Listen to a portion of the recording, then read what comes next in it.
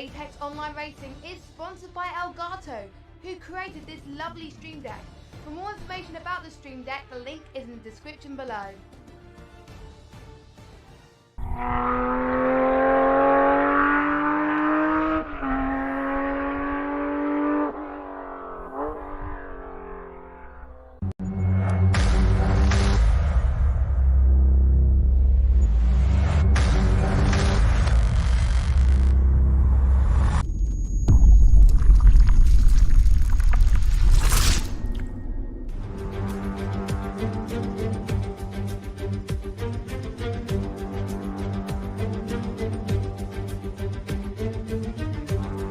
Bonsoir, guten Abend, and welcome to what will be round 8 once again of our North American Championship here at Apex Online Racing. Joining me in the commentary box tonight as we dive on down to Belgium for Spa-Francorchamps is Benikage. Benny, how are you doing? Doing great tonight there, Tipster. Really looking forward to getting back to full-on league racing this week at a absolutely notorious and legendary track there, Spa. Yes, the longest circuit in our calendar tonight. We're looking at 22 laps around this eponymous circuit in the F1 calendar at over 6 kilometers long, if I remember reading my brief correctly. We have quite a lot of reserves lined up tonight. Also, just a heads up, we are aware that there are still some issues going on with desync. Please bear with us. We may have the same situation as we did last week. We are dealing with them as best we can. We've got league coordinators, race directors, everybody kind of doing everything they can to keep this league going. Before we head on down to the track, though, let's take a look at the standings as they were a couple of weeks ago. Here's a quick reminder. Flavio closed the gap on their teammate and rival Lucas Yarn to just 4 points after taking the checkered flag. Lucas fighting to get past Haas driver Lars Alguera in the closing stage of the race, with Lars achieving their first points finish in 4 weeks, keeping them in that tight race for third. Busy led the Alpines across the line in fourth to move them ahead of Igor in the overall driver's standings after the McLaren had their third DNF of the season.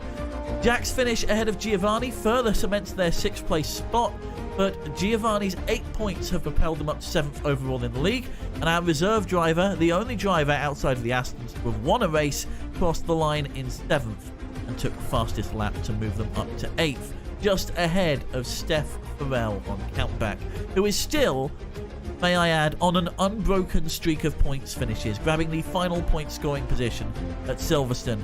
Tazik's crash out just a few laps in has seen them drop to 10th, while Shentar starts gaining ground. Rafa's 11th place last week has pushed them ahead of Firefox on countback, right at the tail of the end of the league. The Williams driver, whose goal it has been to just finish every race they can, has scored their first points of the season after coming in 9th. That's how the driver standings are looking, but what are our constructors' standings looking like? Benikage. Absolutely. So at the bottom, Scuderia Ferrari, 7 points. They are a point back from Alfa Romeo in 8th, who are just behind Williams on countback, also on 8 points. And it is a 22-point gap to Mercedes in 7th, and then a 5-point gap to the Ferrari sister team AlphaTauri, who are in 6th. Red Bull Racing are 8 points ahead of them in 5th position, and then it is another 21 up to Haas, who are in 4th place. McLaren 14 ahead of that American Haas team, occupying 3rd spot. 22 back of the Alpine, who are 190 off of the Aston Martins at the top.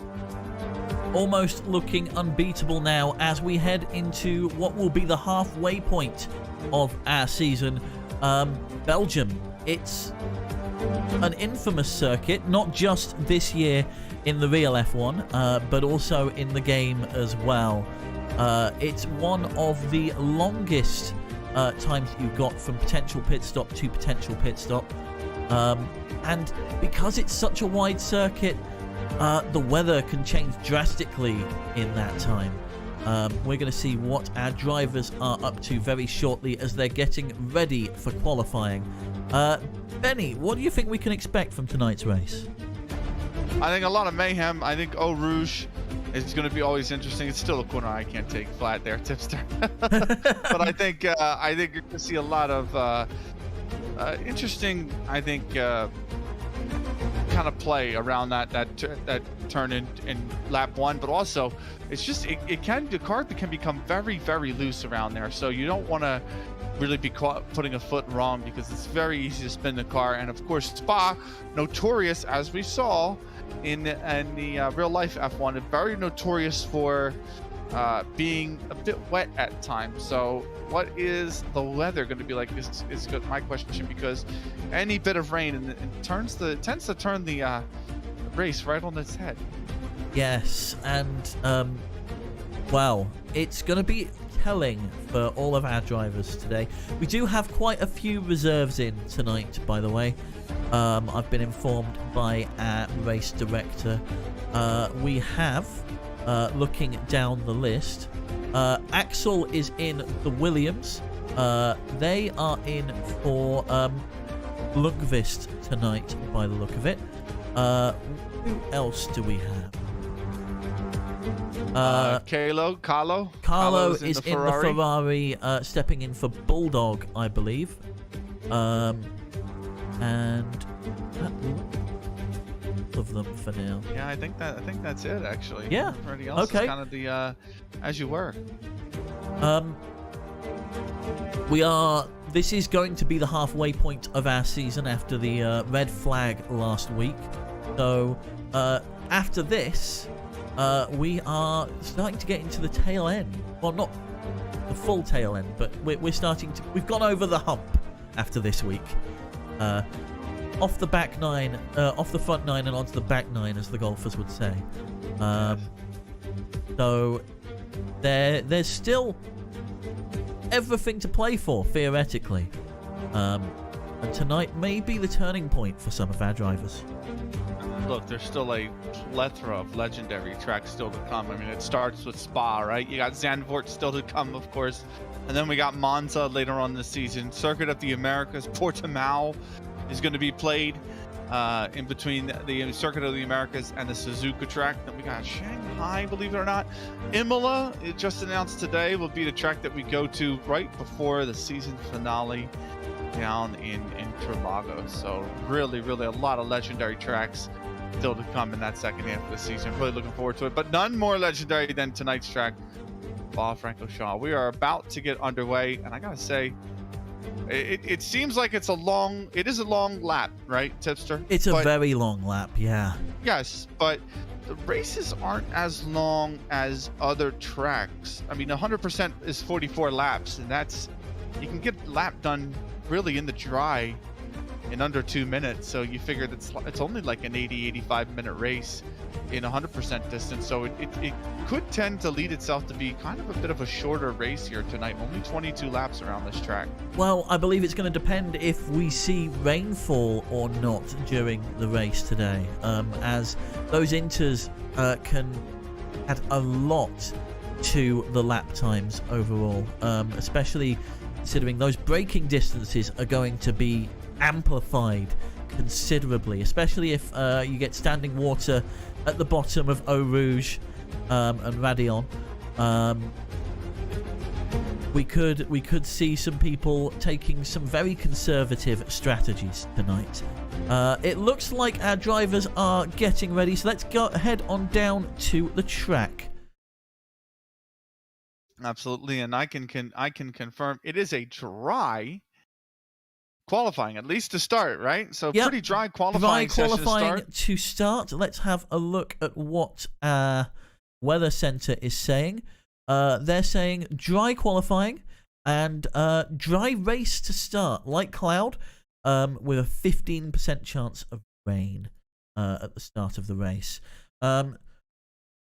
So as we get set up here, I believe our first few drivers are heading out on track. Let me just get thing.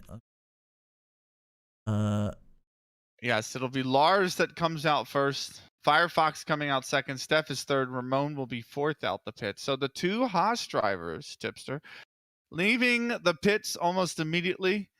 They are going to be out first for their hot laps, or trying to get their hot laps in. Yep. So let's head on board with Lars. You said, wasn't it? Right now, as they're heading into Sector 2. Warming up those mediums by the look of it. Their teammate Firefox also on the mediums to begin with, hoping to set a good banker time on those. Maybe even looking to set a good fast pace out there. Yeah, I'm kind of interested to see what they do. I think one thing to note real quick, Tipster, is with the Haas's, the AlphaTauris have also gone out 1 and 2. So I don't know if this is going to be something where Lars is playing to give Firefox kind of the toe down, especially down the Kemmel Straight. So we'll see if that's the case. AlphaTauri's kind of gone with the same exact strategy as well, though none of the other teams seem to have done that. You see one of the Ferraris out there by themselves, and everyone else kind of jumbled up. So we'll see if the toe makes a huge difference with both the AlphaTauris and the Haas drivers. Well, as Lars is heading up to the line, why don't you take us through a hot lap around this astounding circuit? Absolutely. So Lars crossed the line. Oh, his teammates instantly just plunked it into the wall behind him, by the way. So much for the toe theory. that's out the window. But Lucas can't, or Lars can't focus on that, and he's got to go for this lap. So it's going to be flat out all the way up, all the way down Eau Rouge. He's got lap track he's going to have to be careful of, but he's got to keep it flat out. It looks like he's done that, so that's pretty good. He is really flying. He's up into 8th gear.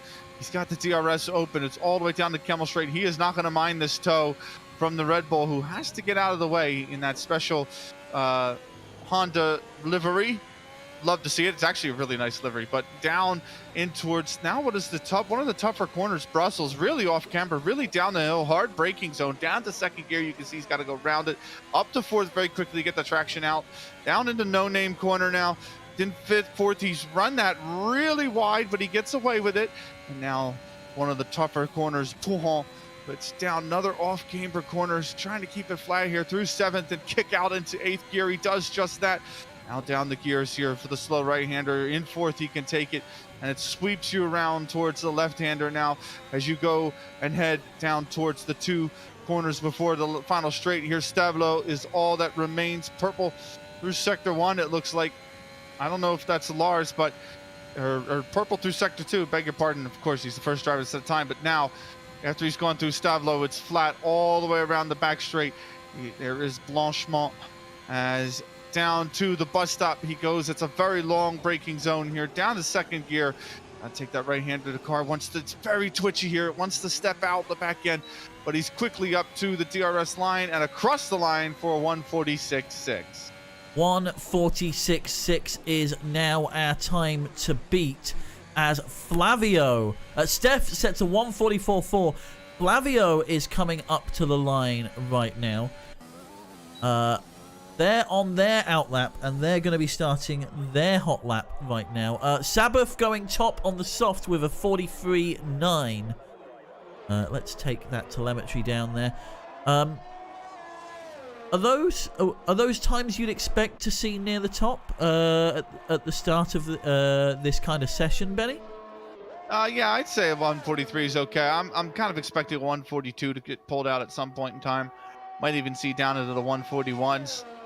We'll see what Flavio has in store. That 146 from Lars, you can see, is slowly slipping down the order. He did put on the medium tires. You got to remember, same with Murphy's Law, who has managed to find a 145.1 through it all. So wow, nicely done. Yeah, that's very good pace on the medium tire, but still following along with Flavio. He takes a really sharp no-name corner. That's very good. Now he's going down to Pouhon here. We'll see. He's right on the limiter of 7th. I like that. You don't want to be caught upshifting in the 8th, getting the understeer. You just ride the limiter for the very end. He backs off. He doesn't even go down into 6th, and he's able to push into 8th very quickly. He's taken these 2 corners in 5th gear as well. You saw, by comparison, the medium of Lars had to take them in 4th. And now around towards Stabilo and into 7th on the exit of it. So nicely done. He's quickly up to 8th. We'll see how much momentum he can carry around Blanchemont, which is the next turn here. Is he going to lose a lot of time? He keeps it pretty flat, and he only loses about a mile an hour. Sometimes if you turn in too sharply, you can lose a lot of momentum there. 3rd gear, round bus stop. Loving the way he's got this car set up right through the DRS line. And there is the 42 we mentioned there, Tipster. He's broken through. Fizzy's broken through as well, but it's Flavio with a half-second pace over Fizzy. And it looks like the Bulldog has joined us as well. So Carlo standing in for... I've forgotten who the other Red Bull driver is. Is it Finale? I've completely... I'm not 100% sure. I'll get back to you on that one. He's in the pits right now, so I don't know if he's... standing in for the Ferrari or the Alfa Romeo. That's fair. That's fair. Firefox back in the pits, probably getting a wing change after that spin out on the straight earlier. Let's take a look at who's on an outlap right now. I think Murphy has just set a time. It's interesting to see some differing strategies here. The Aston Martins, the championship leaders, opting to go for the softs to begin with. But as we saw earlier, the Williams and the Hasses opting to go for the mediums. Do you think there's any longevity in that strategy? I think it depends on the forecast. I think the fact that Murphy's Law and Lars have decided to go out on mediums tires could benefit them if the rain comes, say, 11, 12 laps into the race where the softs are just not going to last that long. Then I think that these mediums could really be a huge play. But they depends on if the rain's going to be right there at the start of the race, or close to the start of the race even. So I think that's a big factor on whether or not these mediums can work. Murphy's Law and Lars are gambling, and to be fair to Murphy's Law, I think he's put in a pretty good lap time on those tires. But Bulldog is actually on an outlap. He's in the Ferrari, so it is Kalo who is also in another Ferrari. So Kalo's filling in for the other Ferrari driver, which is Wilhelm. Yes, he's standing in for Wilhelm tonight. So it's been a couple of weeks, as some of you might understand after what happened last week. It's been difficult to keep track of everything as it's all been going on behind the scenes. Firefox on their hot lap, a purple Sector 1. Going 30.7 by the look of it, but they've immediately invalidated it, unfortunately. Who else have we got out there on the circuit right now? Steph looks like they are on a hot lap right now. Currently sitting P10. Currently kind of at the back of the people who are going to be forced to start on those softs. Starcraft was on his outlap for these soft compound tires. He just cooked them. He absolutely cooked them by spinning up Pouhon. So he's trying to back up now. Thankfully, there's a very long runoff area there, so the car's okay, but those tires are going to be a little cooked. Yeah, this is the thing. Those tire temps are really going to come into play. If you get those rears above about 110, 115 degrees for prolonged period of time, they're going to be spinning you out through the corners, and it's going to cause you problems. It's going to cause you a lot of problems. You need to really keep an eye on those tire temps, and with how hard you're pushing the car around some of these corners, it's going to be really difficult. That's something definitely to keep an eye out for as well, towards Portimao when we go to Portugal, because that is just a track that absolutely bakes tires. It's just such a demanding track on tires, as is Spa. You got a lot of corners around Spa here that are very kind of off camber. You're going to really be throwing the car in. I mean, it's bad enough you got to stick it around Eau Rouge and Radillion in 8th gear. Obviously, you've got, you know, the likes of, like we mentioned, Brussels, which is a little bit of a slower speed corner, so the tires aren't too beat up there. But definitely Pouron, definitely Blanchement. You know, these corners that you have to take flat out in 8th gear. So we'll see. Who are we following along with here? We're Tipster? currently on StarCraft, who looks like they're doing another outlap by the look of it. Sorry, another hot lap after cooking their rears just then. Yeah. That was on the outlap they did that. Ah, so. right. Okay, so they're actually on a proper hot lap now. Yeah. It's gonna be a big wear to the tires when you spin it like that. This time, much better. He's got a car behind him. It looks I'm like wondering one of who the driver. Alpines, I believe. Yeah, I don't know if that's. Oh, and it's gone again. And they're into the barrier. Oh, that's mega unfortunate. He's lost it again. He's having trouble with the grip. But 146 on the softs is as best as he's got right now. He's got enough time to get into the pits, put another set of softs on. I think he might retire the car here. But nonetheless, unlucky for StarCraft. He spun it twice. So it looks like Fizzy was the one who was behind StarCraft there, who may have been delayed by that spin out slightly as they come across the line at a 142.7. They're edging ever closer to the Aston Martin of Flavio there, but still over 3/10 behind on pace. Yeah, absolutely. And I don't know if there's going to be enough time for him to come back into the pits. Well, get another lap in. Well, Lucas Yarn is out on their hot lap, 30.1 through Sector 1, purple. Sector 2 of 43.4, also purple, as Flavio shaves off 4/10 off their time. Lucas Yarn is going to be saying, nay, nay, fluff, fluff, as they come into bus stop here. And across the line in what could be record time here, 141.7. Yeah, that's a blinder of a lap from Lucas. So it's going to be very, very difficult to beat. Lucas that's his only lap, by the way. He's.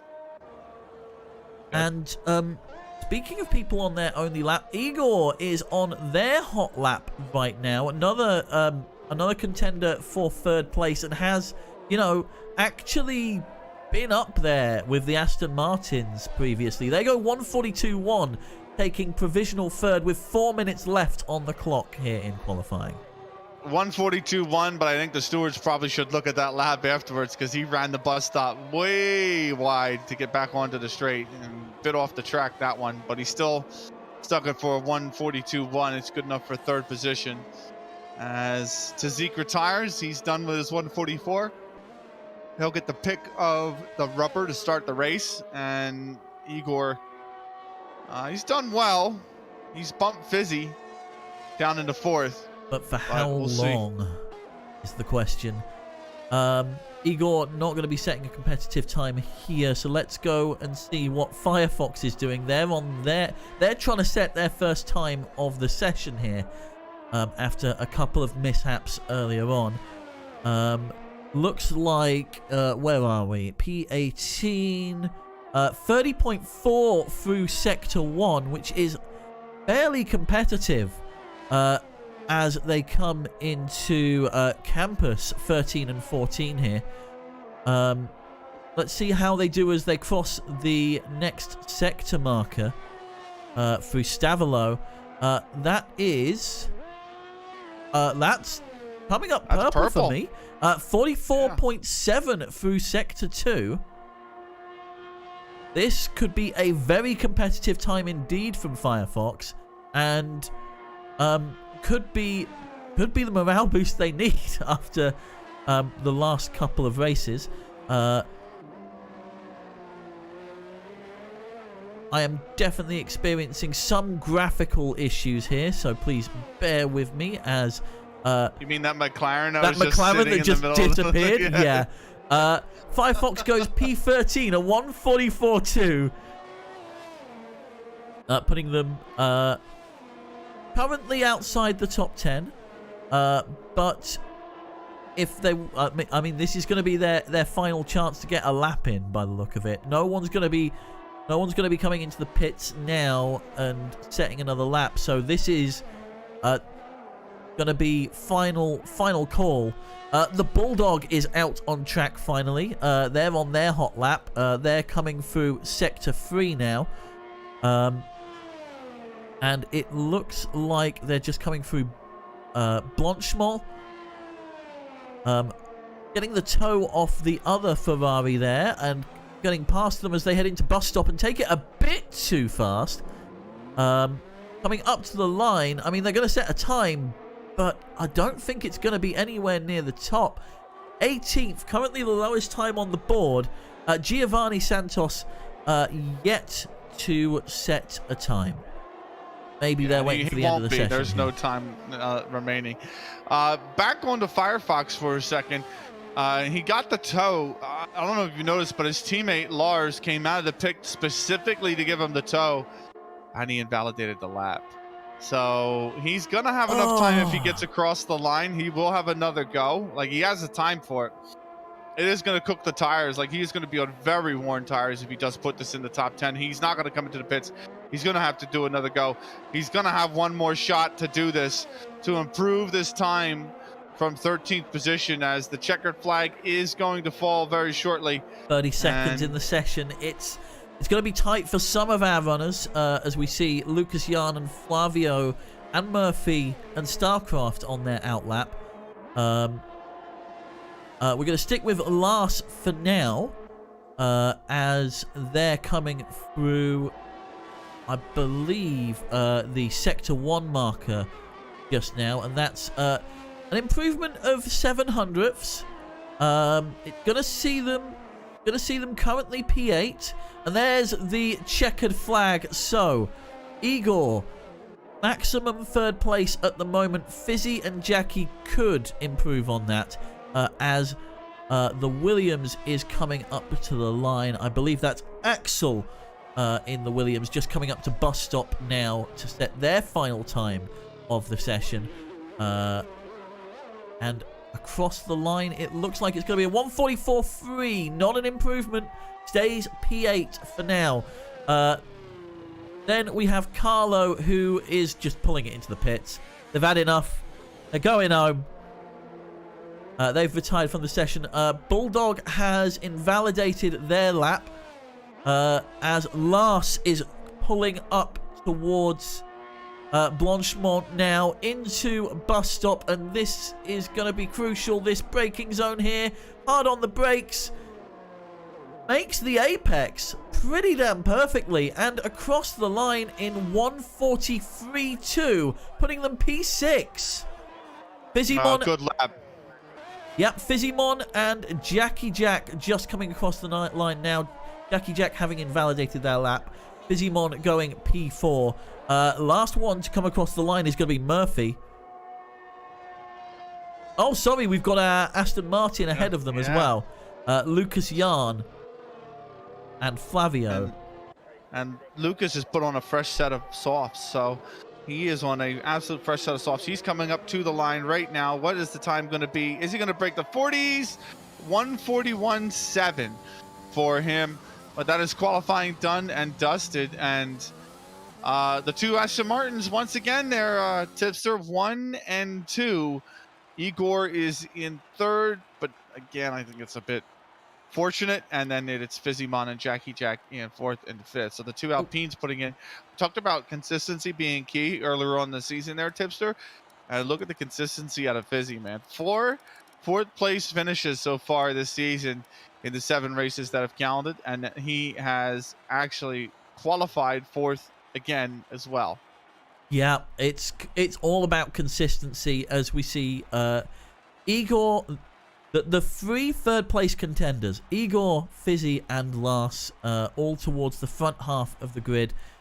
Igor taking P3, Fizzy taking P4. Then we've got Jackie, Fizzy's teammate, Lars in 6th on our third row. Steph who has had consistent pointless finishes throughout, in 7th. Then Sabbath in the Alpha P8. Axel, one of our stand-in drivers this week, in P9. And then Ramon, P10. Towards the back end of the grid, as we go back to our screen here, Bulldog. That's not Bulldog, is it?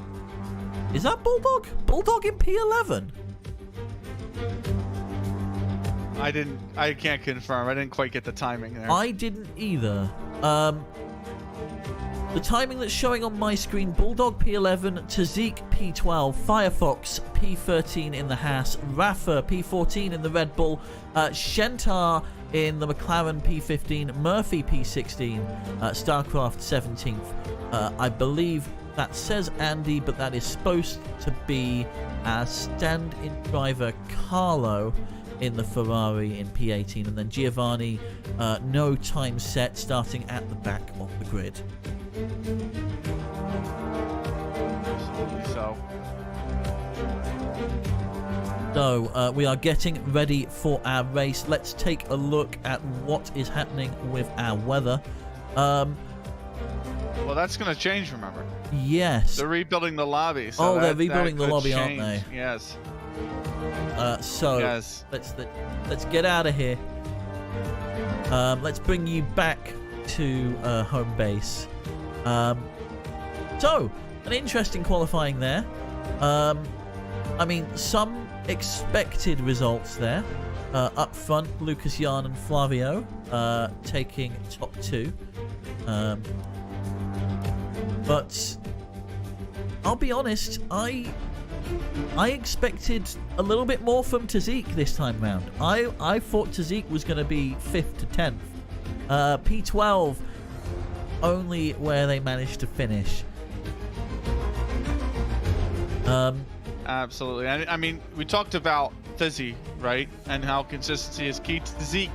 Kind of the opposite end there. An 8th, a DNF, a 4th, a 6th, a 7th, 2 DNFs. So needs to find a little bit more, a little bit off the pace this time round to Zeke in the Mercedes. So I think really looking to maybe improve come race time, but hasn't been able to put in the most consistent performances, and it's kind of been what hinders his championship push towards the top 5, even the top 10, I should say, or I believe he's sitting just inside the top 10. I think he's 10th, but nonetheless, he'll want something more out of that car, and he'll need to find it after that qualifying session. Well, as we start getting ready for the race, 22 laps around this glorious circuit, by the way. From the famous Eau Rouge and Rodillion to Pouhon, Stavelot and Blanchemont, it's a roller coaster of a circuit. Long flat out sections are begging you to strip off the downforce, go for top speed, but our drivers tonight should do so at their peril, as the middle sector asks a lot of the car. Long radius corners, tricky chicanes, and enormous elevation changes. It's an absolutely stunning backdrop to our 8th championship round, Benny. Absolutely. And I think that middle sector is where a lot of drivers seem to be losing a bit of time. You saw the difference between kind of a driver in the front of the field like Lucas and Flavio being able to take some of those corners coming out of Pouhon in 8th, taking the next set of the next right left at Campus in 5th gear. Other drivers you saw, especially the ones down on the mediums, taking it in 4th gear. So big difference there between the time, because these corners, you know, in that middle sector, they're kind of faster. It's not really a track that has a lot of slow speed corners, except for really Brussels and the bus stop. And you want to make sure that you hit those apexes in that middle sector perfectly, and you can carry a lot of speed on it, because especially a corner like Stavelot, Tipster, you don't get a good line and good pace through Stavelot.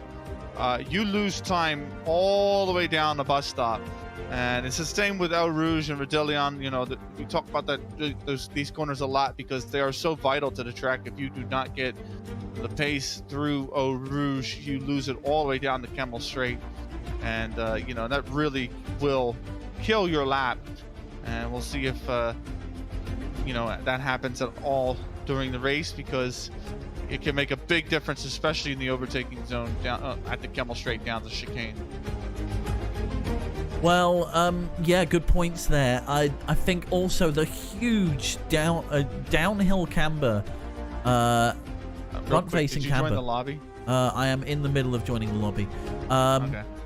The front-facing camber as you head into Sector 2, really puts a lot of pressure on those front tires as well. A lot of the weight in the car is shifted forwards. Apparently they're already underway. Yes. Oh. They're loading in now. Okay, right. It says lap 1 of 22 for me, so I was a little bit worried there that we'd already missed some of the action. No. So, as we get ready to get back underway,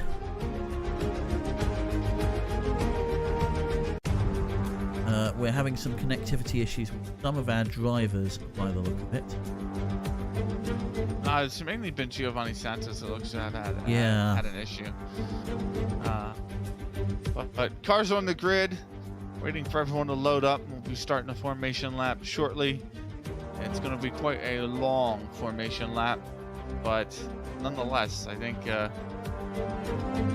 really it's a track that I wonder what the weather report's going to be like too. It is dry to start. They are going to be starting on dry tires. Yep, it looks like it's going to be. Oh, my weather hasn't updated, so I'm just waiting for the weather center to send us through their reports, and I'll have news for you. It does indeed look like a dry start out there, as we head down to the track, and they are about to get underway for their formation lap here. Let's just make sure that we've got the grid correct as well as we're starting off. So the two Aston Martins up front, Igor in the McLaren in third, Fizzy in fourth, Jackie in fifth. Then it's Lars in the Haas in sixth, Steph, then Sabbath in eighth, Axel in ninth, Ramon 10th, Carlo in 11th in the Ferrari. I'd got the two mixed up. Really sorry about that. Tazik in 12th, Firefox in the Haas in 13th. Then we've got Rafa, Shentar, Murphy's Law, Starcraft, and Bulldog, with Giovanni Santos towards the back, maybe not even starting today. We'll have to see how their connection holds up. Looking at the weather center, we're starting off dry with a 12% chance of rain. That's going to be going up towards the middle of the race by the look of it. So potential for rain up to about 25% by halfway through the race. So you could hedge your bets and say we're gonna have a dry race. That's what that tells me. Yeah, you could hedge your bets. You could also be banking on a safety car. You could also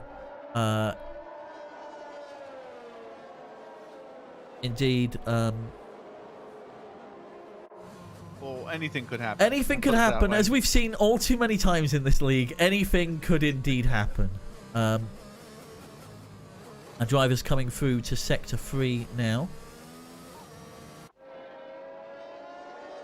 Yeah, it's going to be trying to get some heat into these tires down this back straight. You can see the weaving that Lucas is doing. Flavio right behind him. And really, I think who has the most difficult start, if I'm honest with you, Tipster, is going to be drivers like Fizzy and Lars, who are not on pole, who could really get squeezed going down into turn 1, I think. And we'll see if that's the case, because I think the pole sitter, I think, starts on the left-hand side here. Yes, they do. They start on the... oh, no, they start on the right-hand side. Inside, yeah. So it is a very sharp turn 1 through La Source. Yeah, so scrap what I said. I think the drivers are going to have to be careful. I think Jackie's really... I think that's a tough spot to start from if you're in 5th. If you're on the outside, right, you could just try to swing. There's so much runoff there. If you're getting pushed, you could just go onto the runoff. But if you're a driver like Jackie, it's going to be tough. Here we go. 1 light, 2 light, 3 lights, 4 lights, 5 lights. And away we go for the first of 22 laps here at Spa. Coming into turn 1 now, and it's going to be chop and change, and our cameraman is having an issue, and there's been a crash already. It looks like it's the Red Bull of Rafa who's had some issues there. Let's quickly head on over and have a look. No, Rafa seems to be perfectly fine. I'm sure I saw a front wing come off, though. Was it Tazik? I thought it might have been Ramon. I thought I saw the AlphaTauri rear end one of the cars. Oh, he's just done it again. He's just rear end the car in front. So he's done it twice. Ramon has just bumped, I believe, Steph Farrell. Wow. Off the track. Well, and now Steph's rejoined in 17th place. Steph's got front wing damage. Front right end plate on Steph is missing. But Ramon is also going to be suffering. Ramon's got no wing at all. Yeah, this is a nightmare for the AlphaTauris. They're both going to have to pit. They're going to be double stacking here. Unless Steph can hold it out one more lap. Which I think you can't afford to do that at such a long circuit. You're going to be losing so much time. Just an update as well. Kalo without an end plate, Rafa without an end plate as well. So a lot of drivers here struggling. I believe Bulldog is without an end plate. So most of these drivers in the back are just missing a lot, as Giovanni Santos trying to go around Axel, who also is missing an end plate himself. So a lot of damage to those cars in the back. Flavio gets the fastest lap to start, but a lot of cars are going to be coming into the pits. It was a disastrous turn 1, and there's going to be a lot for the stewards to look at the end of this race. Yeah, unfortunately we didn't get much of it because our cameraman was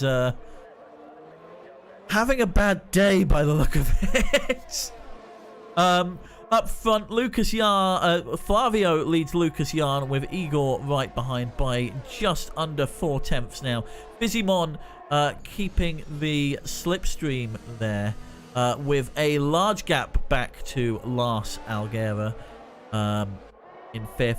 Then it's Jackie Jack and Murphy up in 7th. 8th we have Firefox. 9th Tazik.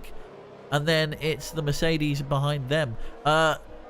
Predicted pit stop strategies, those starting on the softs, which are most of our runners today, pitting lap 7 to 9. The medium's going to be going a bit longer, lap 11 by the look of it.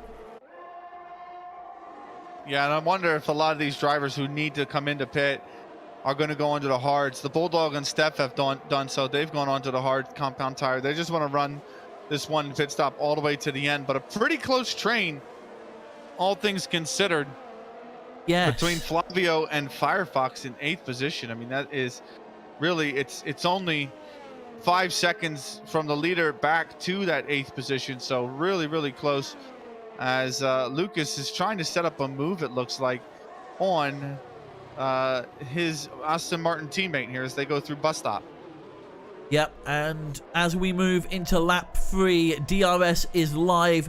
Fizimon sets the fastest time of the race so far. Lars picks it up with a 1:45, and DRS is live now. So we are going to see some of those back wings opening up, as I believe Rafa has had a bit of an issue. They've spun out towards campus, with Carlo coming up on them now. Yeah, very close. Lucas could try to send it into the corner, but he's going to back out. He's fighting for the lead, by the way. He's got Fizzy right behind him as well, knocking on the door. This battle for the top 4. Igor might have wanted to have a look at Fizzy, but he ran really wide on the on that exit on the right-hander down towards Brussels. as they swing through No Name. We'll see if they can, we'll see if they start to close up a little bit here. The other real big close fight we got to keep an eye on is going to be Jackie Jack in 6. He is really pressuring Lars. Firefox has got multiple warnings. So does Steph. You got to feel for Steph, man. What a really difficult start to the race. You get shunted in the back. You lose the wing through it all. And now you've got a 3-second time penalty already. Nonetheless, back onto this fight for the lead. Firefox is going out around Murphy's Law as is Murphy spun. He's put it in the gravel. Oh my goodness. It's all happening here, and it's not even 3 laps in. And already I can see that oh, it's not showing me how many pit stops have happened. That's intriguing. We can see that 6 people have already had to come in for a stop. Carlo gets a 3-second penalty as Murphy pulls into the pits as well. And now now there's a huge mix of strategies out there. That turn 1 has completely thrown people's plans out the window. Absolutely. Here's Jackie Jack, though, 6th place, going on the outside, going on the inside of Lars, and he gets the move done in the DRS zone. As no, has he bumped Lars? What's oh no, I'm sorry. There's a spin in sector 2. I beg your pardon, and that could be Sabbath. It looks like, but it looks like it's Carlo, I believe. Oh, okay, beg your pardon. Let's head back up to 4th as Igor is closing in on the tail end of Fizzy now, coming into sector 2. Going to be all about how they take these corners. Leave a little too much space, leave a bit of an opening there for Igor, Fizzy, and they're going to be sailing straight through. This is not just a battle for 3rd on the grid. This is a battle for 3rd in the championship as well, mind you. Indeed. It is very close up there. Yeah, Fizzy pipping Igor after Igor's DNF, and now he wants a little bit of payback. He wants to push Fizzy back down into 4th place, and I'll see if he can do just that. He's taking a wider line through the bus stop. He's going to have the DRS here. So will Fizzy as well. Slipstream, is that going to be a factor, though? You see he's getting right on the tail end. He's within a 1/4 of a second. There's not enough time, and I think he's actually missed his apex there a little bit. We'll see if that punishes him, but he will have DRS going down the Kemmel Straight towards, I believe that's turn 4 technically, but it's a really good exit from Igor. He wants to make the pass. He goes for the outside line, and he's gonna get it done. He's by Fizzy. Is Fizzy gonna get the switch back? No. Igor makes the position stick, and the McLaren's up to 3rd. And gets purple sector 1 for their trouble as well. 30.2 through there. So on track to better their current fastest lap at a 1:45. They're actually on par with the Aston Martin's pace. They could in the next couple of laps here take pole. This is definitely all to play for Igor. They could be the first person we see outside of a reserve driver and the Aston Martins to take 1st place in this championship. In a race, definitely. So Igor has to really find a little bit of pace, though. He's trying to stay on the back of Lucas. Not the easiest task in the world, as we all know. But Fizzy now losing a little bit of time to that McLaren, falling off the back here. Maybe struggling with the early grain that these soft tires are going to show you. They are not going to last much longer. As you can see, lap 5 has started. So, yeah, lap 6 has started. Igor actually gets fastest lap. That's a really good lap. But nonetheless, these softs are only going to last, Tipster, maybe another lap or 2. I think 2 might be the max they can push him here. We'll see who takes care of him the most. But Igor wants this 2nd place. Well, with Igor closing in at about half a second, Lucas Yarn is looking to make a pass for 1st. And it looks like they do so. They have done so. Nicely done. So Lucas in the lead. Ooh, that's going to bring Fizzy back into play now. Yeah, that looks like the Red Bull of Rafa has stopped on track and brought out the safety car. Which means those soft tires are going to be able to go for that little bit longer. They're going to be able to push them that little bit further. And also they're going to get a pit stop at almost no cost. And the other thing too is StarCraft had just collided with Firefox and he has damaged his wing. So this safety car comes out right as he needs a pit to swap his wing. So StarCraft is going to graciously take this safety car to replace his wing and not lose any real time. But I think pit strategy now there, Tipster. I think you got to pit. I think here on lap 6. I think now is the time to come in. 16 laps to go. The hards will definitely take you all the way. It's just a case of can you potentially bank on another safety car and stretch the mediums? I don't know. Maybe that's a play you could make here if you're towards the back. I mean, we'll see what happens as all 6 of our front runners are coming into the pits. What are they going for? I don't know, but the Aston Martins have to stack. That's going to hold up Flavio quite a bit. The Alpines are also stacking, but it's not going to be as bad. Fizzy's already just left the pit. The McLaren's out. So Fizzy comes out ahead of Igor and ahead of Flavio, who got caught in the stack. Jackie Jack comes in 6th, and he looks like he is going to be leaving in 6th as well. So the stack didn't really hurt him too much. He's going on to the hard. Same with Fizzy. The rest of this. Oh, no! Jackie Jack is... Has he spun? I think he spun on the exit, but the game reset him. He didn't choose to reset. The game reset him. So he's going to be fine.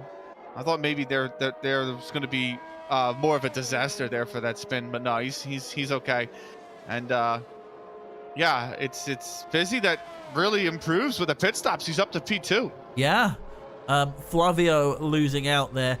A lot of people opting for the mediums, thinking they can go the whole way. I mean, the thing is that the field is quite far apart. It's going to take a while for it to bunch up. So you could be looking, you know, another 2 laps behind this safety car potentially. Igor also with that 3-second time penalty, so that's gonna cost them towards the end of the race. And considering the field's going to be bunched up so far, they're going to want to extend as far as possible. I think the interesting thing is with the thought process with the mediums, that you saw the in-game graphic come up about the pit strategy, right? And they said, even then, right, that said softs will go to lap 7 and then you can swap for the hards, or you can go to lap 8, you can swap for the mediums, right? And the thought process is the mediums here under the safety car till about lap 9 will be good enough to last to the end. But it's not like you don't get anywhere under the safety car, right? You get somewhere. Yeah. It's just not as much as racing speed is. So we'll see if the mediums can really last. I think the object for the hards is to play the long game. Maybe make the mediums kind of, you know, okay, they're going to be powerful maybe even to lap like 15 or 17. Then they fall off the cliff, and if you can stay with Lucas Jan or Igor, if you're Fizzymon, for example, you can get the hards into a position where you have better pace towards the end of the race. Well, I mean, I'm looking towards Jackie Jack as well, who is going to be behind an Aston Martin as well. In fact, if we look at how our current positions are, it's an Aston, an Alpine, and then a McLaren, and then further back, an Aston, an Alpine, and a McLaren. Which is going to be interesting for the constructor standings as well. As it looks like we're going for another lap under the safety car. Not coming in yet. We've still got 2 runners to pick up. Out towards the back is Carlo, who I think we're waiting on catching up. So I'm not sure if it's going to be in this lap or the next. I think Carlo's going to have enough time to catch up to them before they reach the first safety car line. So, yeah, and I don't think the game's even going to too much care about him. If he doesn't catch up, I think it's just going to go. It's one car. So safety car is, I would hedge bets the safety car is going to come in this lap. So Carlos got all the time in the world, though. Like you mentioned, he's only 20 seconds off the back here. So he should catch up by around the time the safety car gets towards the end of Sector 2 and stab low. But we'll see. Nonetheless, Tipster, the restart, what are you looking for? It's going to be an interesting restart with the hards on Fizzy and Jackie Jack as well. Shentar, you don't want to put him out of the equation. He's got a bit of pace. Tazique's also gone for the hards himself. He's usually a driver that shows some pace as well. I'm going to be looking at turn 1 again, because that was one heck of an incident we had to start off, and we might see it again, unfortunately. With the cars bunched up like they are heading into that first very hard right. It's, you know, it's close to 180 degrees, doubling back on yourself. So I think some of the drivers definitely have trouble with that kind of turn, and just broke a little bit too late and plowed into each other. So I think the people at the front are going to be playing it safe. The people at the back are going to be trying to take places here, and the result, I couldn't tell you, but I'm expecting someone to be going into the pits. Maybe. It might be Murphy's Law. He's on 3 laps of medium tires, by the way, so he's really got to stretch those mediums to the end. I'm interested to see what Steph Farrell does. Steph has had a good pace usually throughout the entire season, and is sitting really in P14 because Giovanni Santos is not in the lobby. He's disconnected, so it could be it'll be counted as a DNF, I should say. Nonetheless, so he's effective P14, right? He's on the mediums. He's got a driver right in front, basically on the hards as well, that he could try to overtake. And Firefox, we've already seen struggle in this course, but the safety car's coming in, and it's green flag racing once again there. Tipster, as Lucas is gotten away super well. Fizzy's already outside the second. And the Aston Martin at the front is blowing the field away.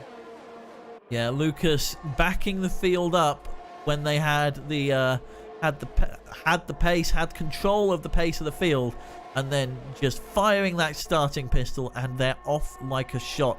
A full second ahead of the rest of the field as Igor makes the pass on the outside of Fizzy. Could Fizzy make the switch back through here? No, it doesn't look like it. Igor is going to be holding on to it for now, as the Bulldog picks up another 3-second penalty. Sorry, their first 3-second penalty, I should say. It's going to be interesting to see now that now that Igor has clean air, if they can catch Lucas here. Because also they've got that 3 seconds, and it looks like they are closing the gap quite considerably. 1.7 at the sector line, now down to 1.6. So we could have a battle for pole here as we head towards the back, and Sabbath has just overtaken the AI of Giovanni Santos to take 10th. Yeah, yellow flag in Sector 2. Looks like Kalo's gone for another spin, but it is really tough for Fizzy to stay in front, stay ahead of this Haas that really wants to have a go. Now having a go at the Haas is the other Aston Martin down bus stop. You know, Lars looking for maybe a move. Oh, he tries to squeeze out Flavio a bit, but Flavio gets the move, and he's up into P4. Now he's got his eyes set on the Alpine, on the hard compound tire. I don't know if these mediums do go to the end. The hard might be the wrong choice, but we'll see. I mean, Fizzy's definitely struggled to keep pace, though. I mean, he's already outside a second of Igor.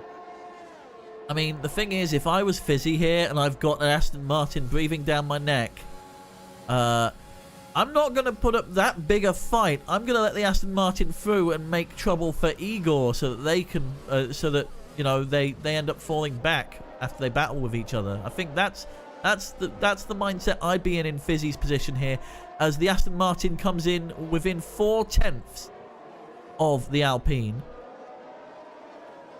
Oh, elsewhere on the field, Murphy's Law.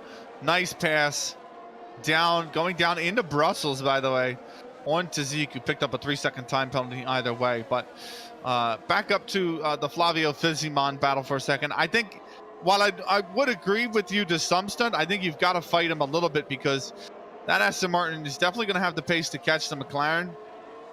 Just historically, you think that they would have the pace to catch the McLaren. But I think the biggest problem is Firefox has crashed. Firefox is out of the race. Are we going to get another safety car is the question. He is out. As we'll have to see. Steph looks like he is spun. He's going to come around to Firefox, but the car might be disappeared by then. But nonetheless, Firefox crashes out of the race. And in fact, he has disappeared. No safety car off the back of it. And DRS is back live again. So this is where we're going to be looking at those gaps.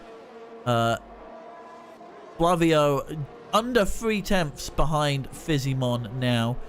Coming through turn 1 and into what is setting up for our first DRS zone of the lap. That wing is going to be wide open through Radion. And it's a breeze on the inside as well.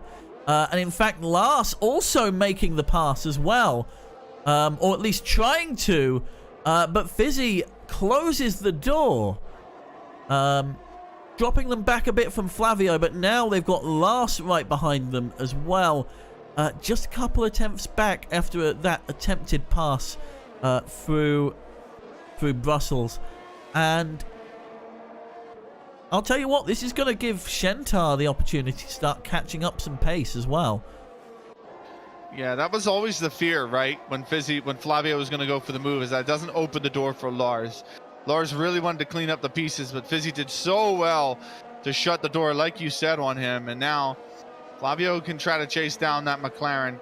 He looks to have the pace, and Fizzy will graciously take that McLaren coming back to him so that he doesn't gain a big points advantage in the championship if Igor is to finish ahead of him in this race. Still half the distance to go.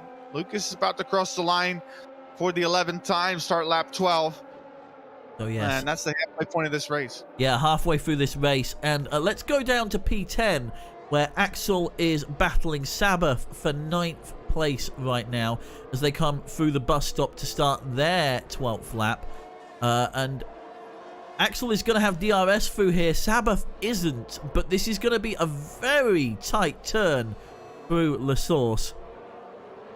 And Axel within 5/10, within half a second of Sabbath now. Further up the field, other battles that we're looking at. Jackie Jack on Shentar in P7, the other Alpine, as Steph unfortunately spins out again towards the back, heading into bus stop.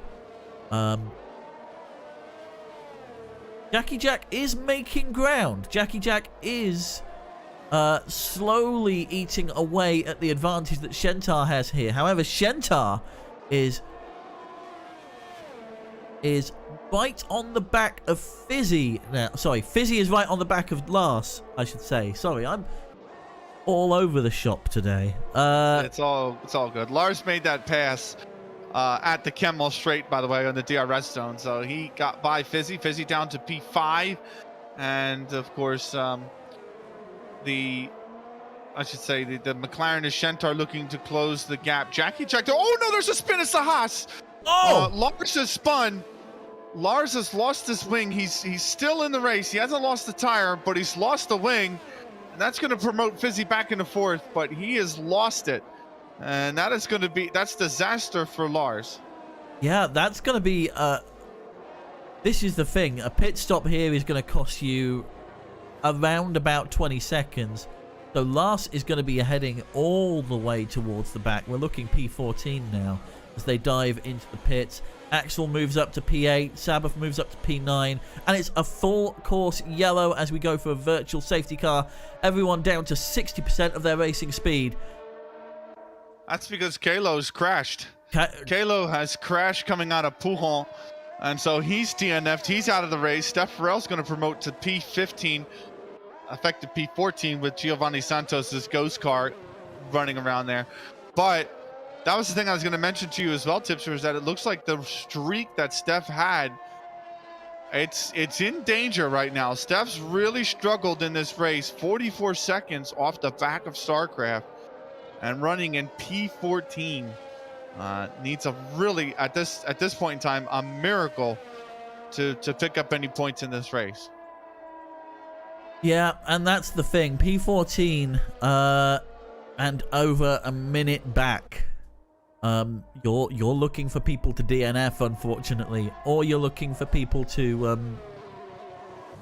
have unexpected pit stops, shall we say. Halfway through the race, and the gaps have opened up quite a bit as DRS is enabled and we go green.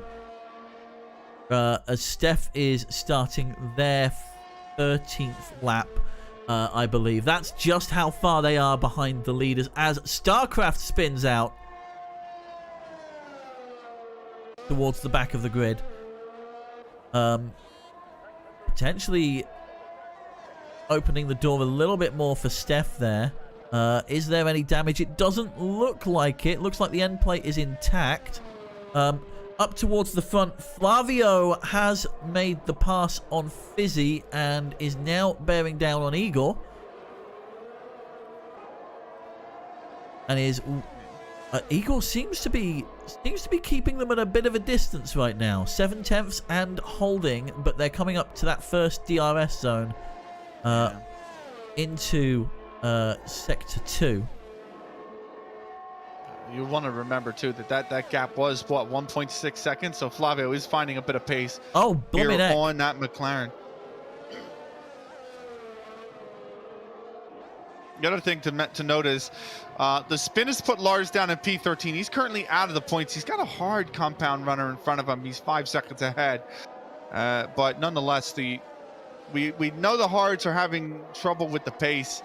Shentar slowly reeling in Fizzy as well, and Fizzy it's just falling further and further off the back of that Aston Martin and Flavio. So hards, you know, with the virtual safety car, these mediums might make it to the end now without much of an issue, and as we keep getting incidents across the track, it's only going to bring or really push, I should say, the hards more and more out of play, as that's really unfortunate for Fizzy. Jackie Jack trying to stay close to Shentar, though. He's still within a second, but it's going to be difficult for the hard compound tire to be taking an overtake on the medium. In fact, he's just losing a little bit of time as Axel looks like he's going to... Oh, Murphy's Law's crashed. Oh. And Tazik is also... I saw a message pop up there. Tazik is disconnected, maybe having some issues on their end as well. Murphy is out of the running. They're going to be...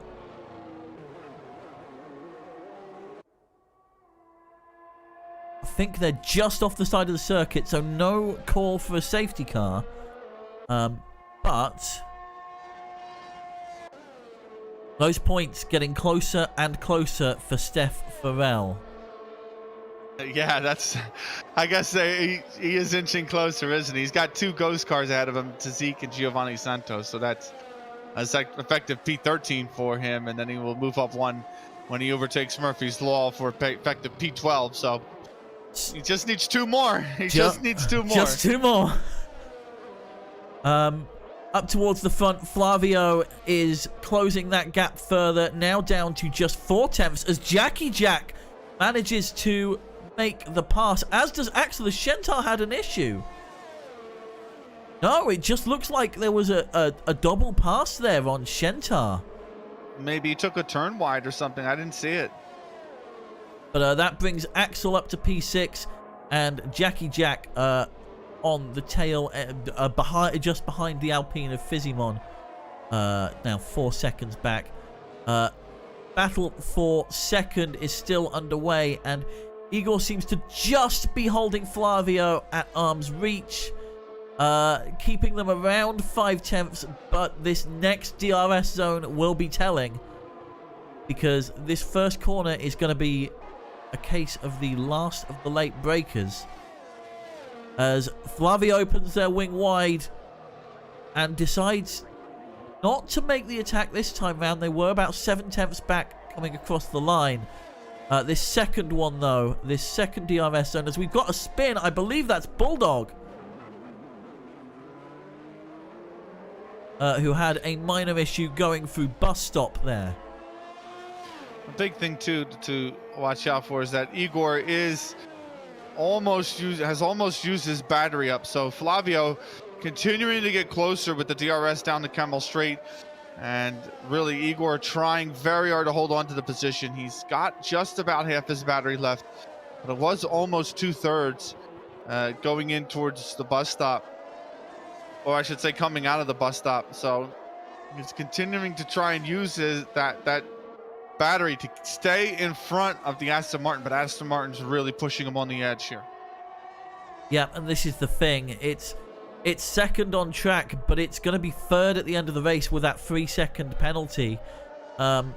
We feared earlier on that it would be further back potentially after that safety car, but it looks like the field has opened up enough for it only to be a one-place drop at the moment. As we Absolutely. That's, I believe, one of the Alpines, Jackie Jack, who has... Nope, okay, their wing is intact. For a moment then I thought it had gone, but it looks like they span out. They've gone down into 8th, meaning Sabbath has been promoted 7th.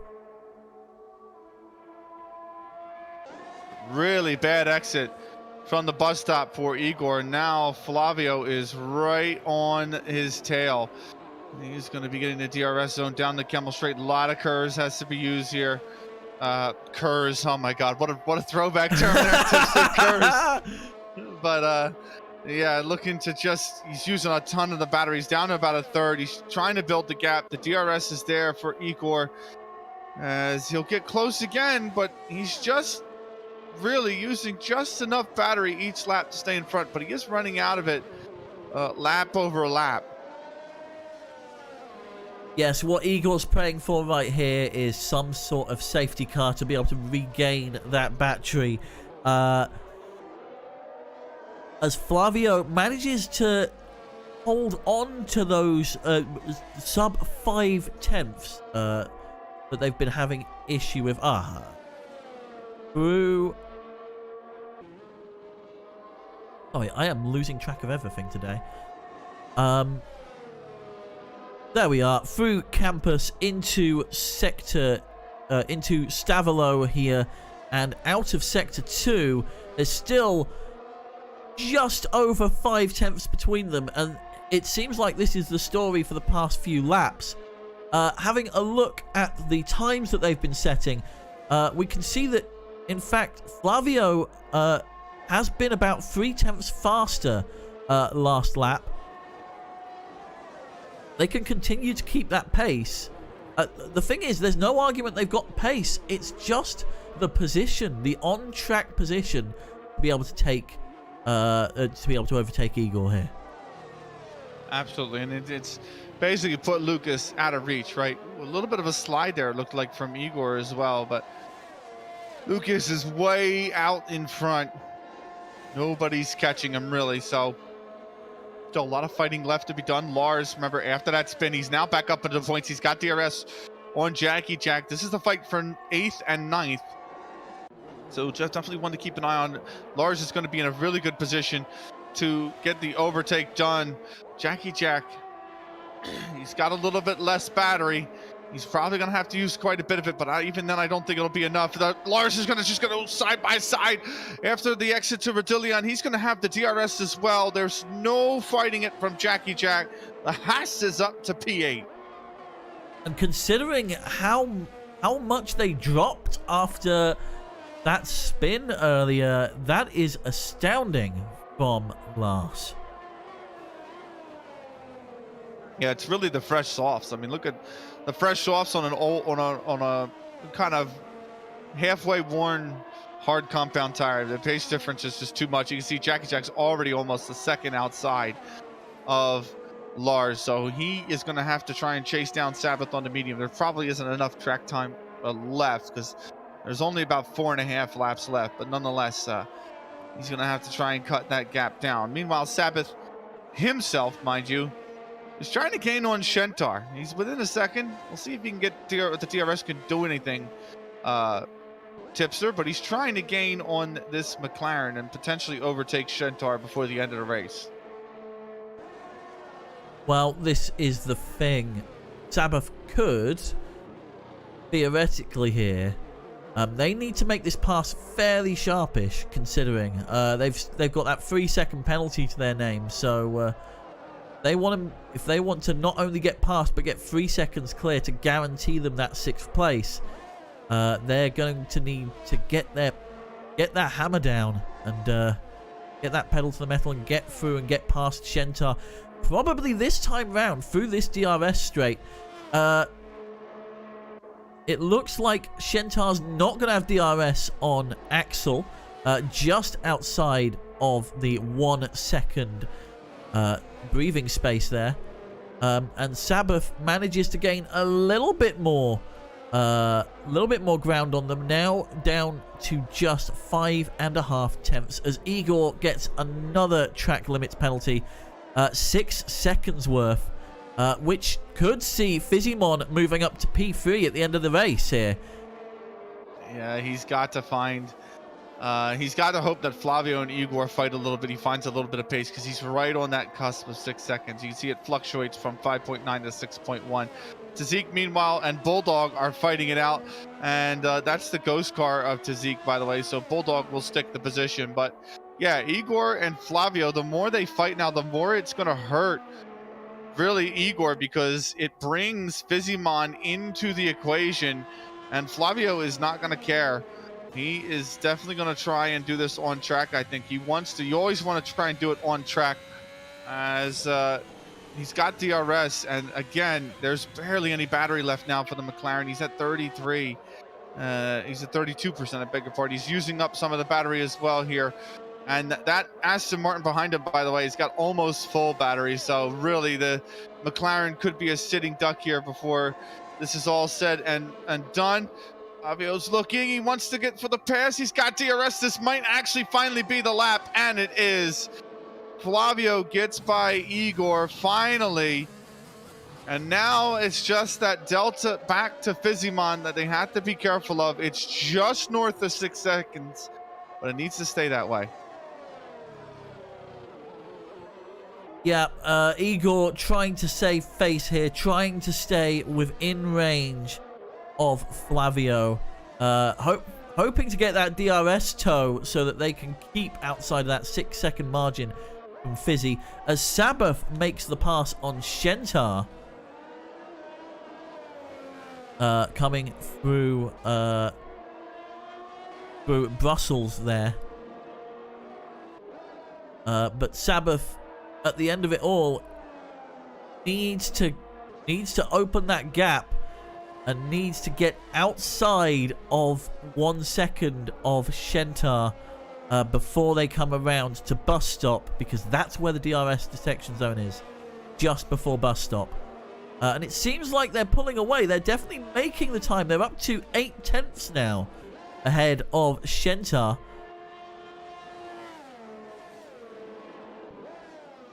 Going yeah, it's sorry, God. No, go ahead. I was gonna say, yeah, it's Shentar trying to chase down Sabbath, and it's got to be careful of Lars. Remember, this was 6 seconds, that gap back to Lars. It's now 1.7, so needs to really find a little bit of pace here. Does Shentar, because Lars is pushing and he wants to get that pass done. Those mediums are pretty worn. And again, so are Lars's softs. We talked about Tipster, the kind of window for the softs being like 7-8 laps, and Lars is already there. Shentar pretty much is with the mediums as well. So yeah, this is. I have to try and get the pace, find the pace, I should say, in the worn tires. Well, this is the thing. The softs towards the end of their racing life. Now, at the start, we saw the recommended strategy being softs for 7, but that of course includes that could also include, you know, those qualifying laps as well. So they could theoretically stretch to 9 here. It's going to be a little bit more difficult. That grip is going to be going. You have a little bit of a harder time through the corners. But Lars is almost within a second now. On top of that, by the way, they are the full 3 seconds faster than Shentar last lap.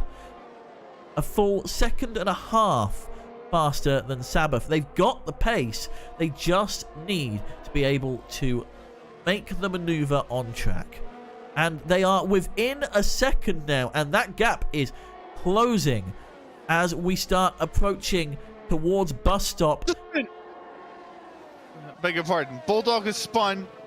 I beg your pardon there, Tipster. I'm so sorry. No, that's okay. I thought he wasn't going to keep it on. I thought he was actually, he looked like for a second he was just going to absolutely plant it into the wall. But he managed to keep the car on the track. Bulldog spun after the fight with Jackie Jack. No contact initiated, by the way. Jackie Jack came into pit for new softs, it looks like. He's got a fresh pair on. And he overtook Bulldog, and Bulldog spun as a result. So, back to the fight we were having earlier. Also, hold on. Igor is now within 0.3 of Flavio.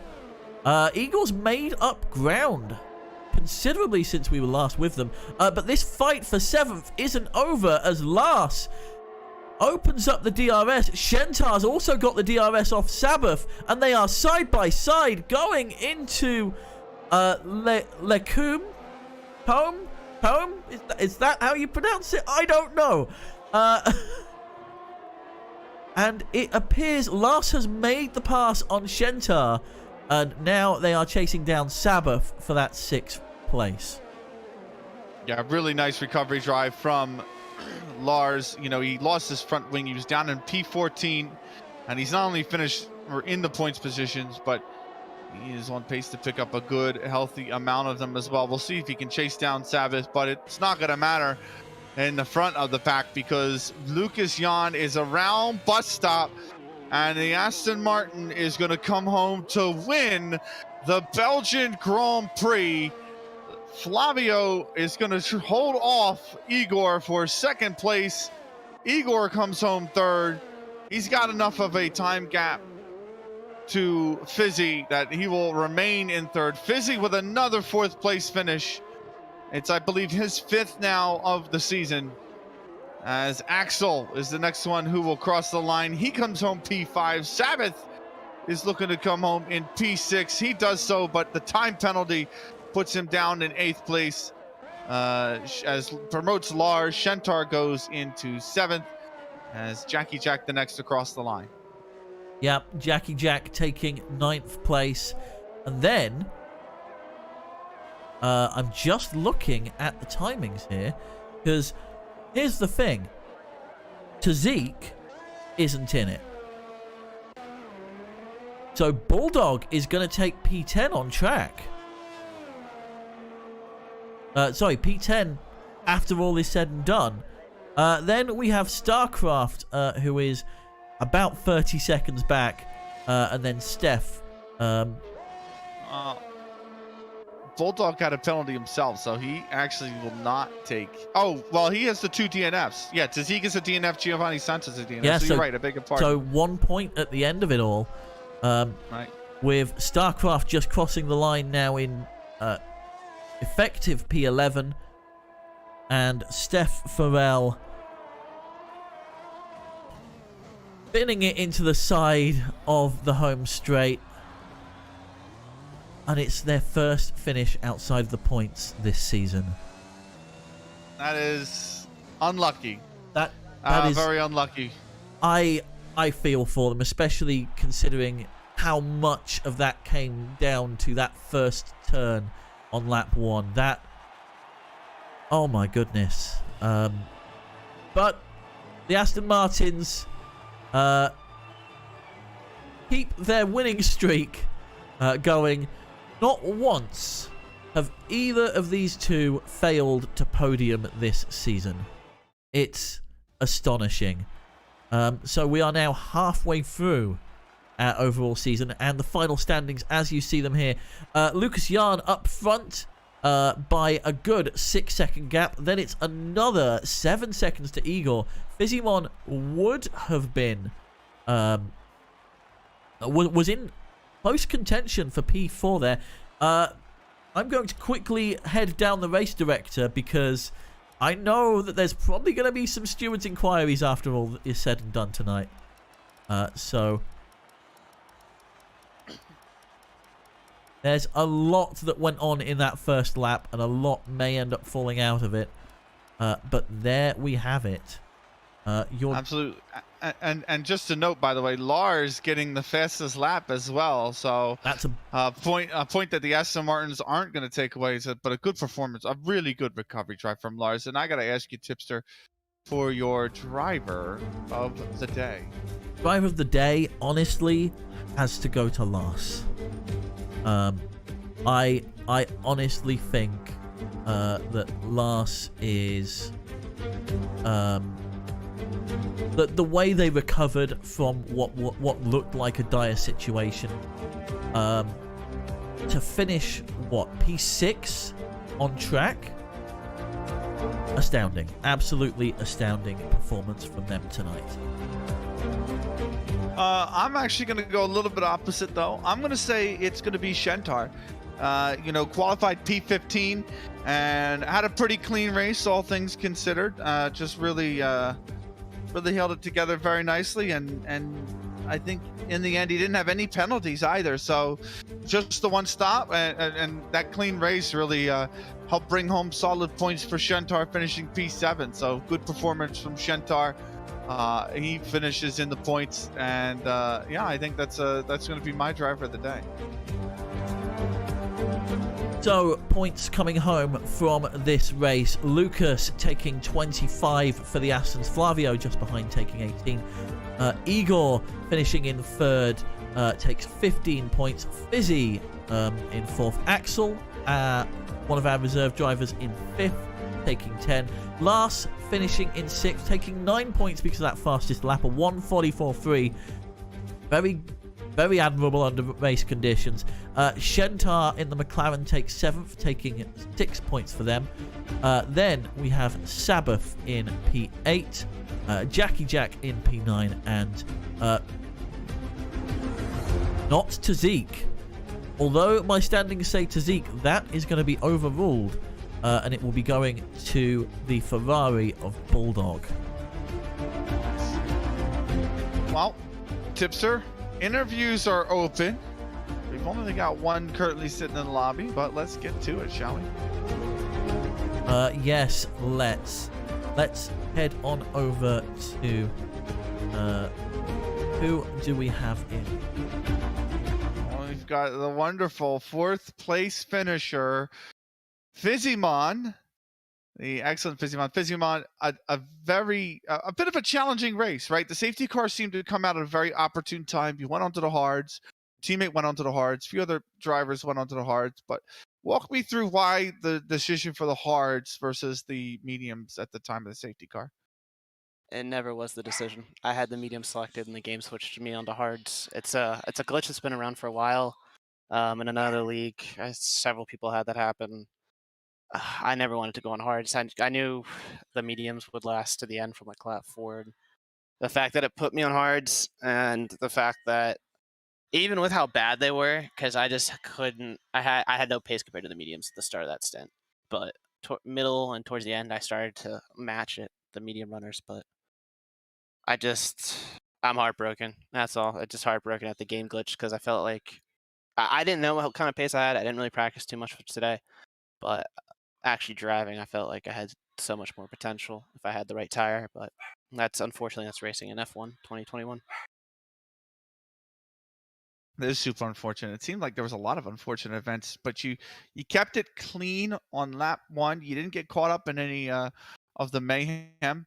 Talk me through how you managed to keep it clean in turn 1 as well, because there was a big shunt at the back. Well, I had a really good launch off the line. It wasn't perfect, but then I went deep. I broke a little late, but I just let myself go wide, because I've been on the apex of turn 1 around here before, and it's never ended well. So I just said, all right, I'm on the left-hand side. We're just going to go deep. Went deep, came out just fine. Probably could have gotten Igor then in turn 1, but I eventually got him around the outside, and then I didn't really leave him too much space when I did get him, so that's my bad. through no name. But yeah, it was just a matter of just playing it safe, and because I was towards the front, I knew that you're not. All I have to do is just like brake late for turn one, not hit the car in front of me, but then just hope that no one hits me from behind. And I was able to brake late enough. I forget which Aston was right in front of me, and I was able to just go very deep and avoid anyone hitting my rear. Tipster, you got any questions? Not really, no. Sorry. Okay. I'm just in the middle of fair enough. dealing with something. That's fine. I got another one for you, Fizzy. So Igor finished P3, right? You finished P4, so he gains 3 points, but you still remain ahead of him in the championship. It's your fourth place finish of the season out of the 8 that we've had that score points. What's the key to having that kind of consistency and finishing fourth? I know you would like them to be higher. I understand, but what's the key to consistency that you have been finding so far this season? Just keeping it on track. I mean, you look what happened. Unfortunately, Lars spun. I was going to use him to pull me along and hopefully have me keep with the cars ahead. But it's not making mistakes like that. I've done so many of those in the past, and that's kind of what I've. Is it me or are we losing them, Tipster? No. Coming through. Oh, hold on. Let me reconnect. Coming through loud and clear here. Oh, hello. I know on my end. I think I'm glitching. Oh no, you were coming through perfectly fine for me. So okay. I think Benny was having some audio issues. So it's me. I'm sorry. Anyway, as you were saying, Fizzy. Yeah, Discord's lagging for me too. Not sure. It says I have a red ping, so I do apologize if it's causing any issues. It's coming through fine. Don't worry about it. Where were we?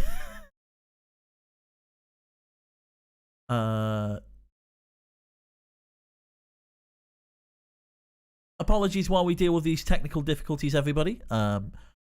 As you probably know, we've been dealing with technical difficulties galore the past few weeks, and this seems to be yet another thing. I'm going to relaunch my Discord if you can hear me. I can hear you perfectly fine.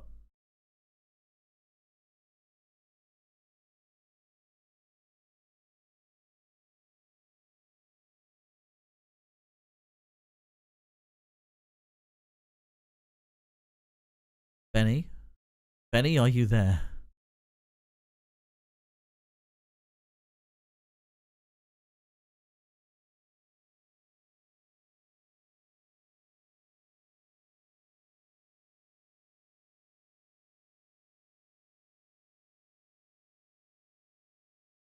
Can you hear me? I can hear you. Yeah, I think it's a routing problem. Do too. So we reset the server. Anyway, I'm sorry. Right, let's get We got Lars available. You want to bring Lars in here? I mean, I thought we were. I can bring Lars in here, and we'll get back to Fizzymon later.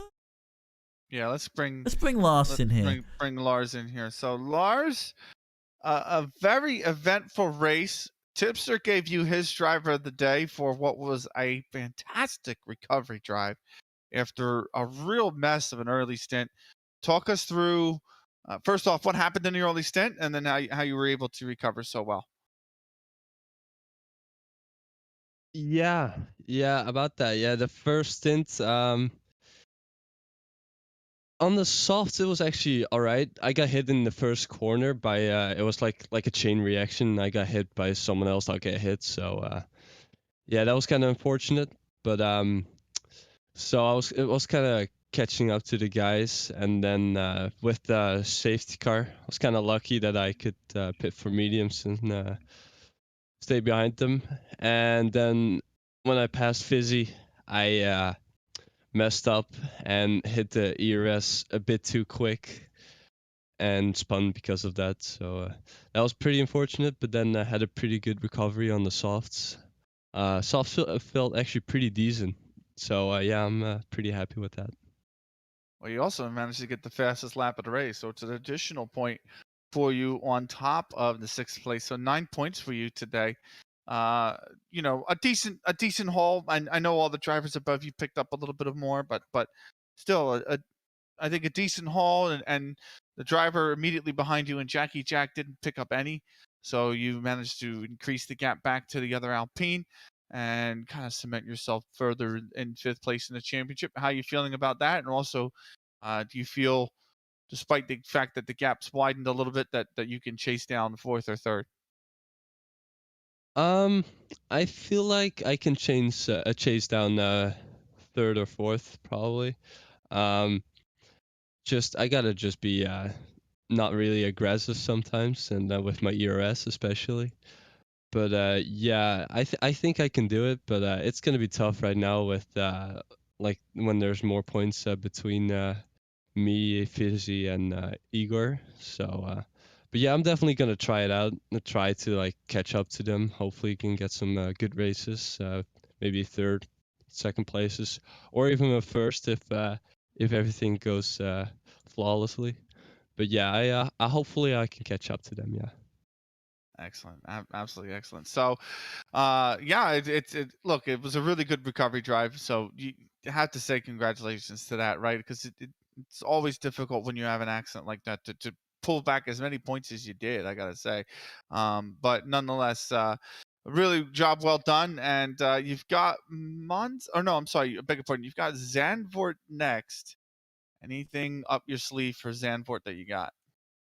Um, I'm not sure.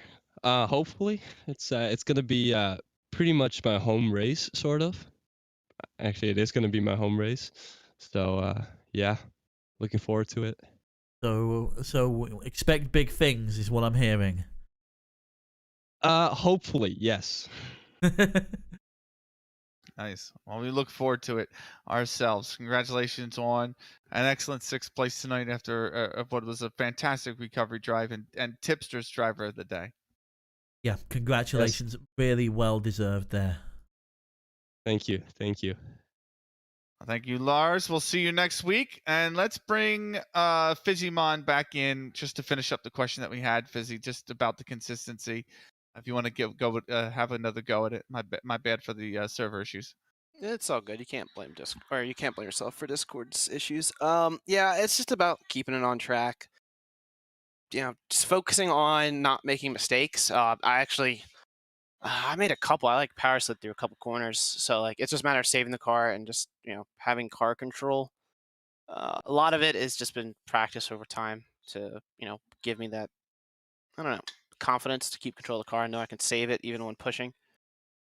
But yeah, it's really just you can't really go all out, all or nothing. You kind of have to go like 95% when you're racing.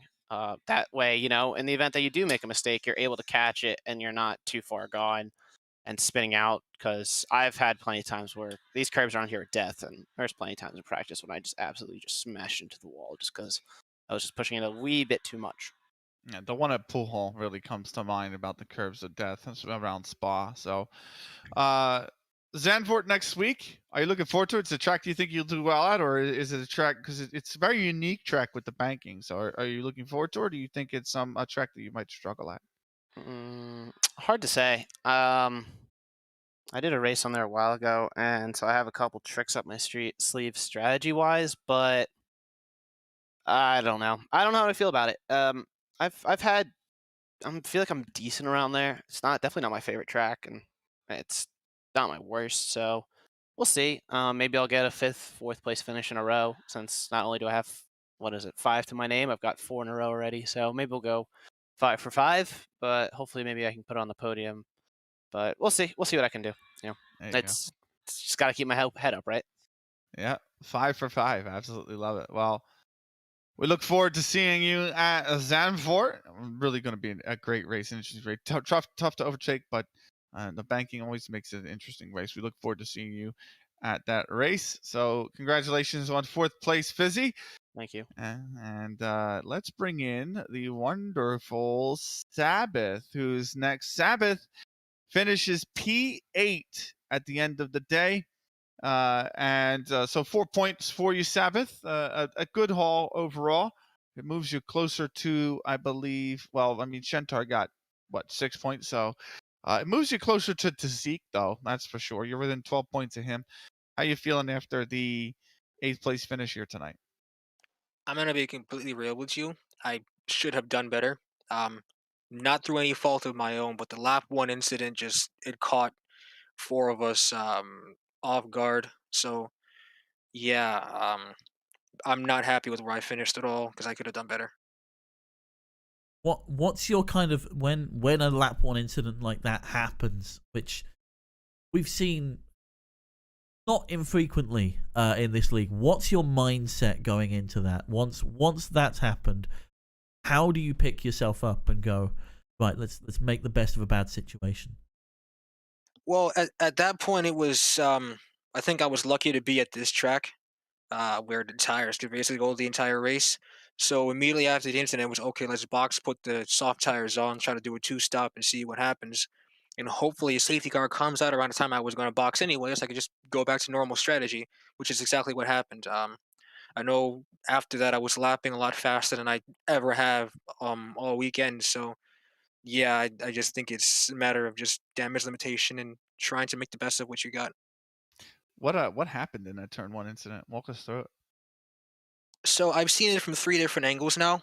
A certain Williams driver rear-ended Steph, who was punted hard enough that he got sideways, literally went sideways into an Alpine, and Haas, and then into me. So given that I know for a fact who's completely responsible for this incident now, there is going to be an inquiry being made in the next half an hour. Right, okay, so expect something from the stewards soonish then.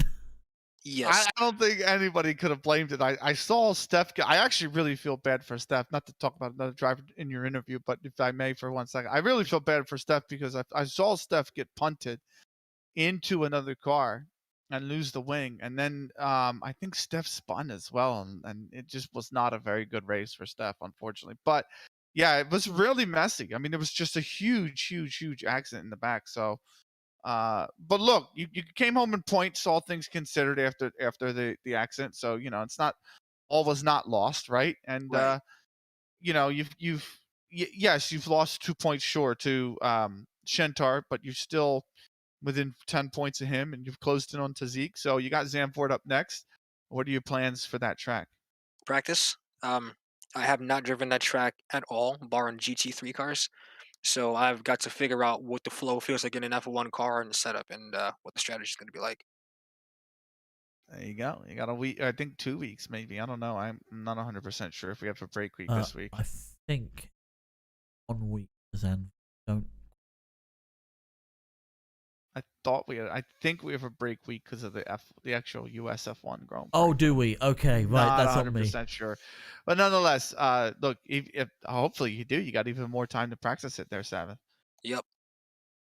Well, look, man, I know it's a tough race tonight, but congratulations on points, man. It's always better scoring them than not, right? So, hope to see you at Zandvoort and maybe get an absolutely stellar performance there. Hopefully, yeah. Sabbath, everyone. Thank you so much for joining us, Sabbath, and we wish you luck for the next race. That is going to do it for the interviews there, Tipster. Yes, so before we round things off tonight, let's take a look at how that changes our standings.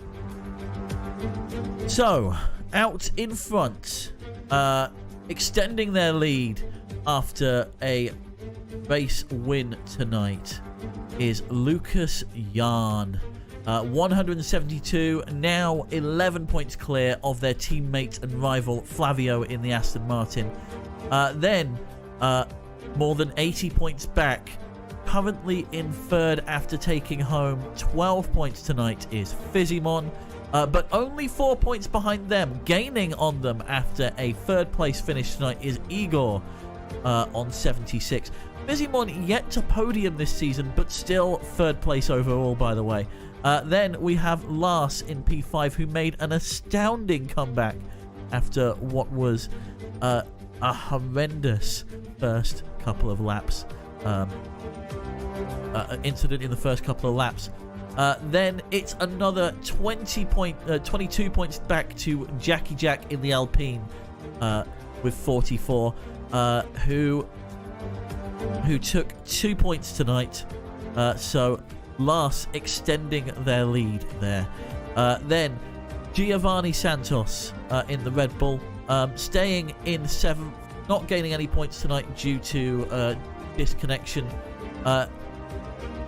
Behind them, Piana, one of our reserve drivers, who has not only is the only person we've seen to dethrone the Aston Martin so far this season. Steph Farrell just behind them in 9th, who unfortunately was not able to get their points finished for the first time this season. It's been an amazing run up until this point, but unfortunately tonight was the end of that streak. Tazik, who DNF'd, sitting there on 30 in 10th. Let's move further down the standings now.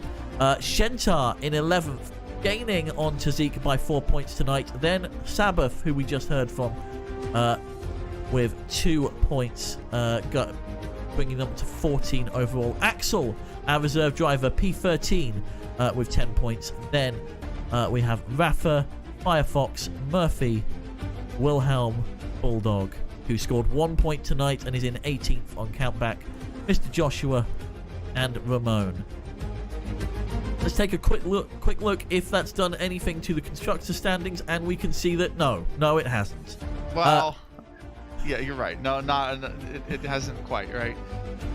But Williams and Ferrari are neck and neck on points now. Yes. So, if I may run through them, Tipster. Go ahead. It's actually going to be Ferrari in 11th, Williams in 10th, Alfa Romeo are going to be in 9th on 12. Mercedes are going to be in 8th on 30. AlphaTauri in 7th on 35th. I know it looks like I'm counting them wrong, but trust me, you'll see why.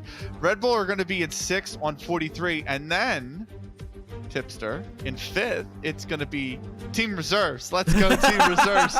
46 points for the reserves. And then Haas is in 4th on 73. And then McLaren, the 98 in 3rd. Alpine are in 2nd with 114. Actually scored quite a few points tonight.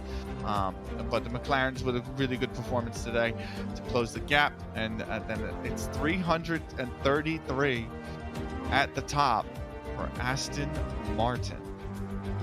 And that is how the standings are looking as we've reached the halfway point of our season now, after a red flagged race last week. All that's left to say, any final words, Benny? Yes, I just want to thank our absolutely wonderful sponsors for helping bring this event. Our first, which is Elgato. Definitely want to check them out. And their Stream Deck MK2 allows you to take control of anything that you are producing, including your own stream. And from broadcasting to editing to designing, developing, networking, absolutely everything you need in one interface to control. That is Elgato, ELGATO.com. Driver61, their Sim Academy. Big thanks to them for sponsoring us this season. You can get a 25% off a consultation session and free coaching session when you use code AOR Driver61. That's driver61.com/sim-racing/D61-sim-racing-academy. And then SIMSOK as well, wonderful sponsor in SIMSOK, first of its kind for sim racing. It sucks with strategically placed unique grips, breathable panels, hard support, cool max yarn that wicks away moisture, and cushioned heel for comfort during endurance races, which means there's no more feet slipping off the pedal. Definitely check them out. SIMSOK, SIMSOK.com. And I think that about wraps it up from us here. That's all from us here at Apex Online Racing tonight. Next week, I can confirm, next week we're going Dutch as we head to Zandvoort in the Netherlands. But for now, bis bald, bientôt, and drive safe.